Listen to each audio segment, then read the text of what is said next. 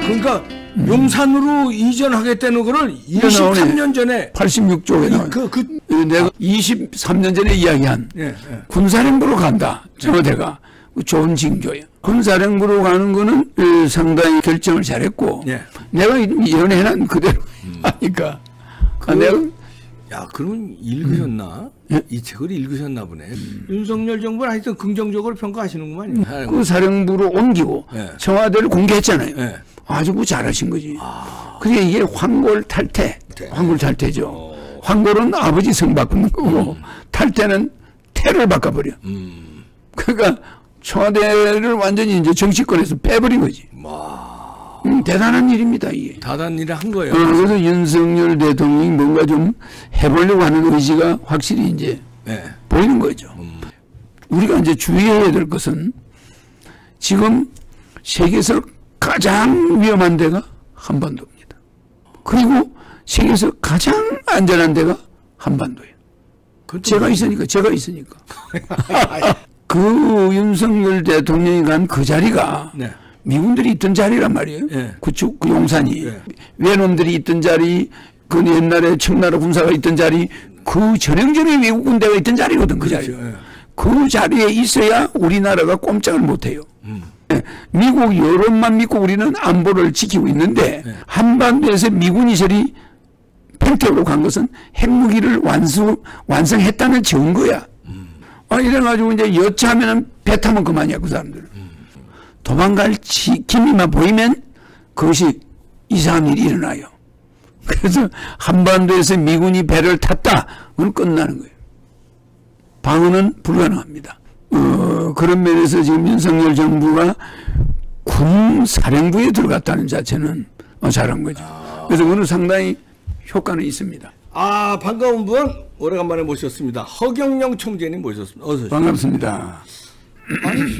선거에 떨어지셨는데 인기가 더 올라가시는 거 어떻게 되는 건가요? 아유, 길거리를 못 다녀요.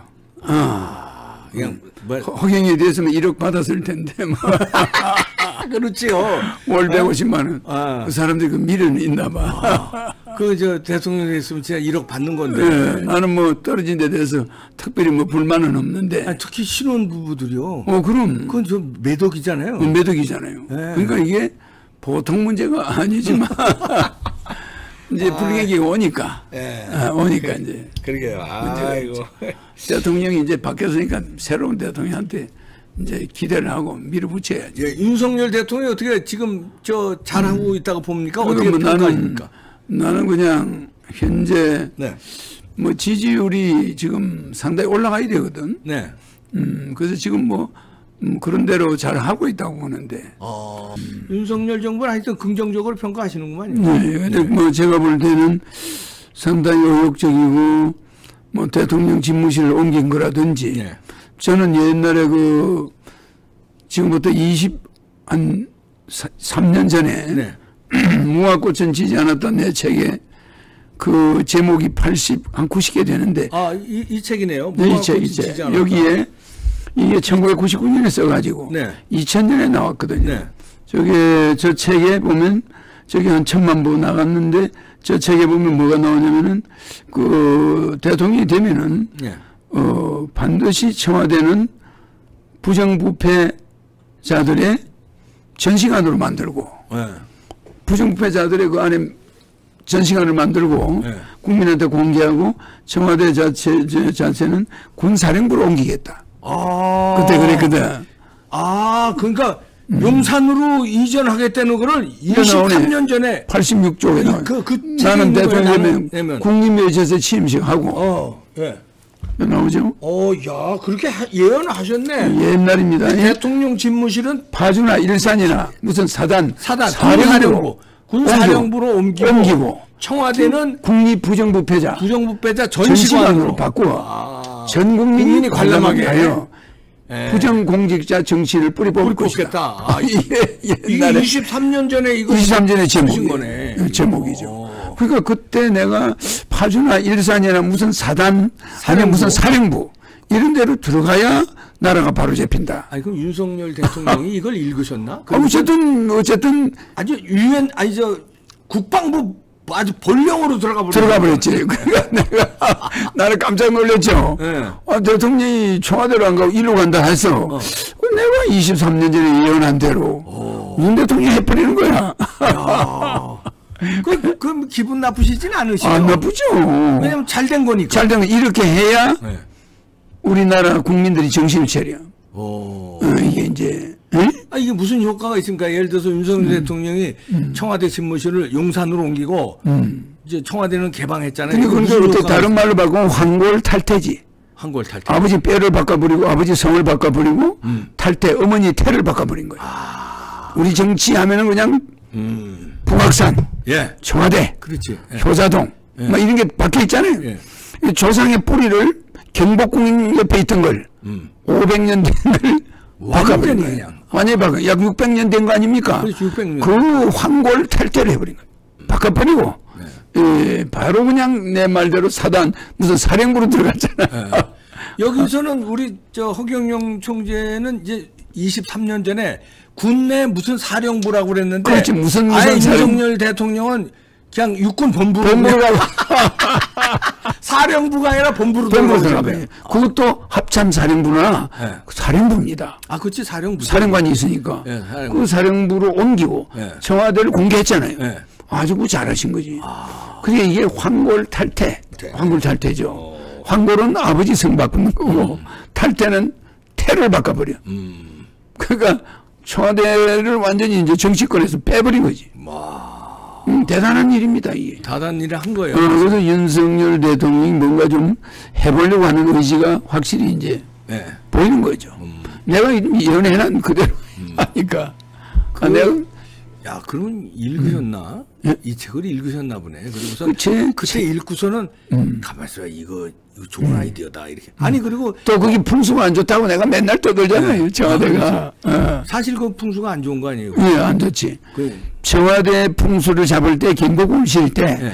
청와대 자리를 빼고 앞으로 당겼잖아요. 네, 그렇지. 그 안에는 죽은 자리예요. 그게 그렇습니다. 경복궁은 앞에 경복궁 자리는 좋은 건데. 좋은 건데. 그 뒤 청와대가 문제가. 문제가 뭐냐. 거기는 어쨌든 무술이들 무덤 자리야. 궁궐에서 죽은 사람들을 거기다가 했는데. 네, 시구문으로. 청와대로 했으니까. 그렇지. 청와대 쪽에 있는 문이 그게 시구문이에요. 시체 나가는 문이야, 그게. 그리고 상궁이나 뭐 이런 거 청와대 죽은 상궁들이나 내시들.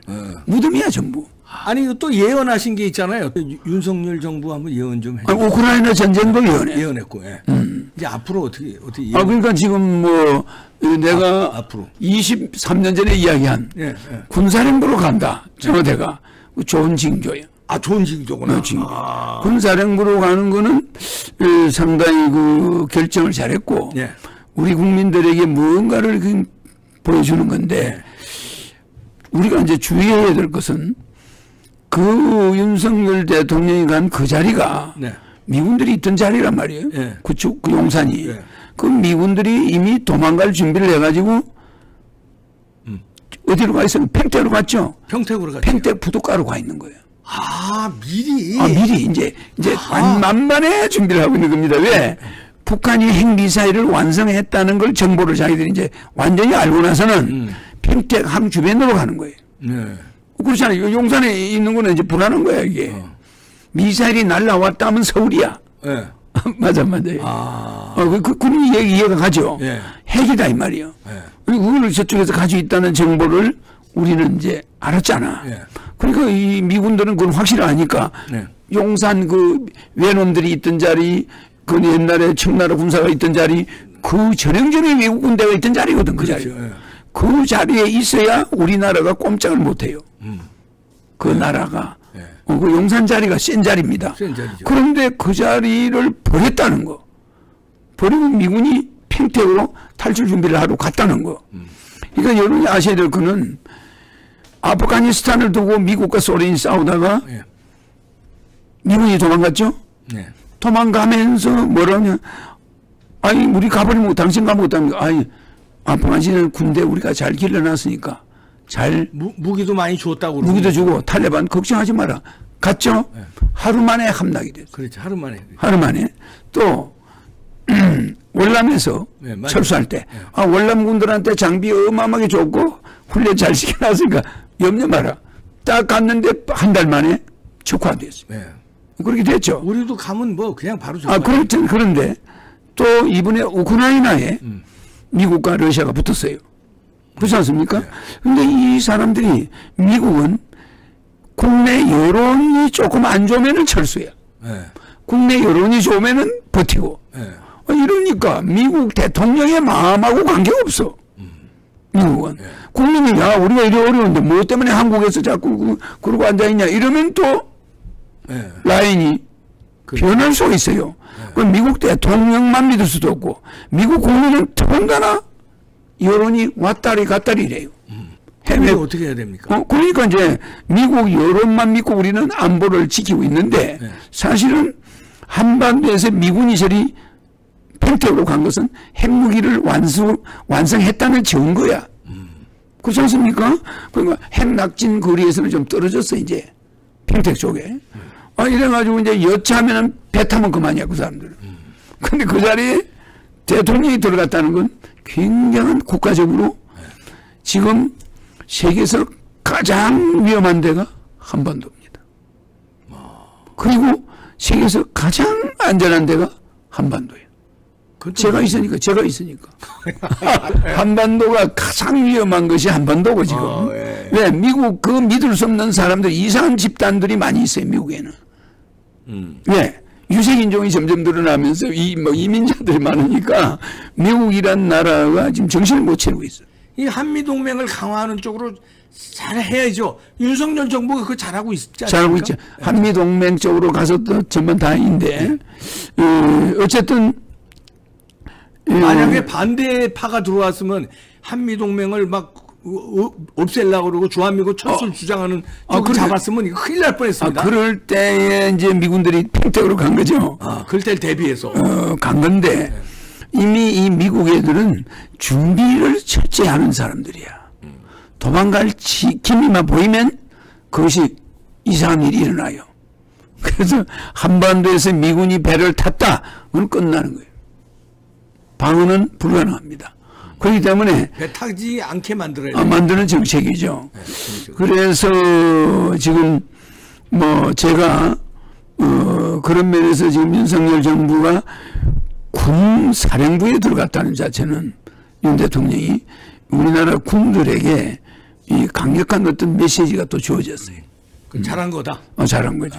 그래서 그는 상당히 효과는 있습니다. 효과 있다. 그러나 처음에 대통령의 권위는 좀 떨어질 수가 있어. 그렇잖아요. 그래서 지지율이 조금 안 좋은. 그래 그런 거지.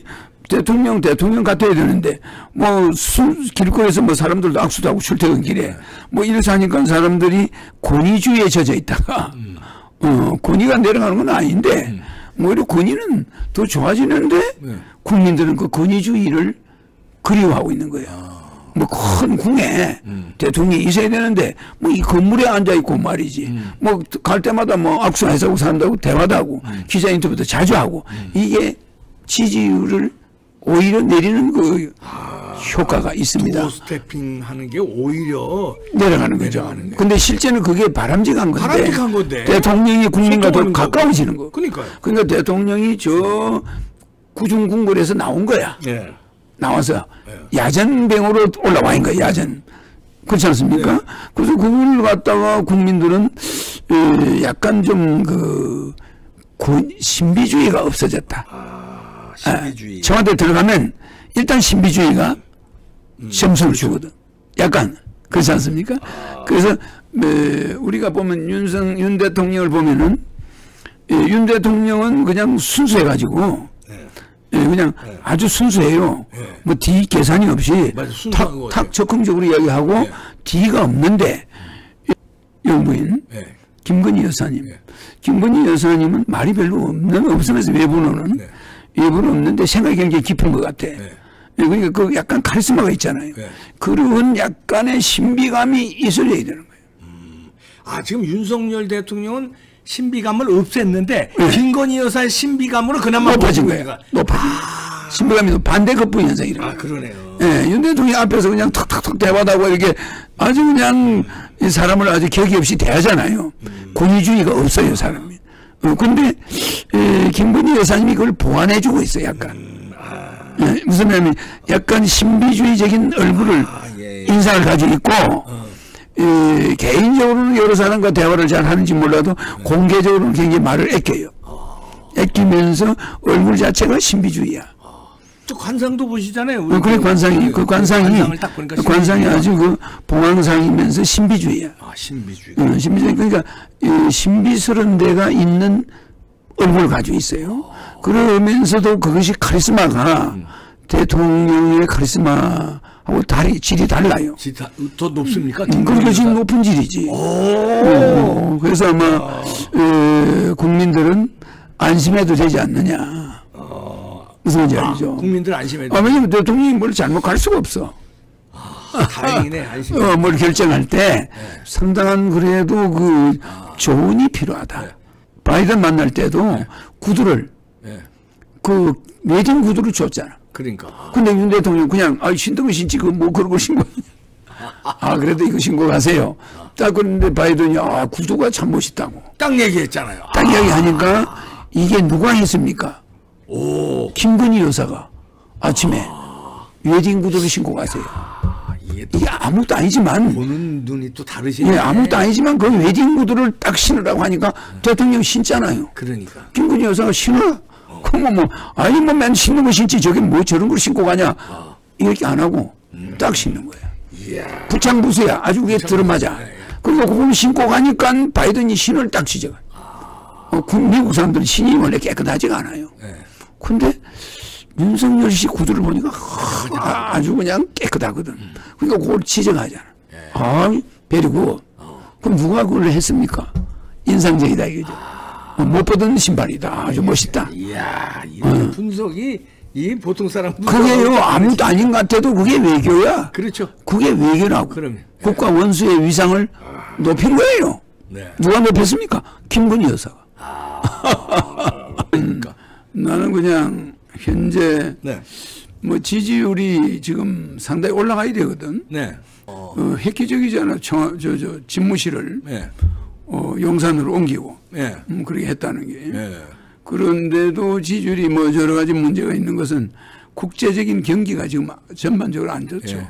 세계적으로 전 세계적으로 안 좋아요. 고유가 그렇지 않습니까? 고물가 이런 문제가 있으니까 또 고환율까지 쓰리고가 막 겹쳤어요. 그렇죠. 뭐 그러니까 자연히 국제적인 그 영향이 지금 좀 있고 또 국민의힘 안에 벌써부터 그 어떤 그 내분이 있다는 내분이 그게 컸죠. 그게 영향을 많이 주는 것 그게 같아요. 많이 줬죠. 그래서 나는 어떤 생각을 하냐면은 젊은 사람들을 보수 여당이 이제 대통령이 됐으니까 되려도 젊은 사람들을 대우해주는 끌어들이는 일이 있었으면 지지율이 한 25% 정도 올라가지 않았을까 이런 생각합니다. 오히려 계속 그 젊은 사람들에 대해서 배타적인 뭐 이런 게 나와 이 뉴스가. 그건 뉴스죠. 이준석이가 또 그렇게 만드는 게 있습니다. 그분은 이제 선거 도중에도 몇 번 오락가락 했지 않습니까? 그런 게 문제가 있는데 그래도 그런 사람들하고는 문제가 없어야 지지율이 상승한다는 국민의힘이. 국민의힘이 지금 내 안에 당내 뭐 이런 게 있을 때가 아니거든. 오히려 민주당에 그런 걸 보여줘야 되는데 반대란 말이야.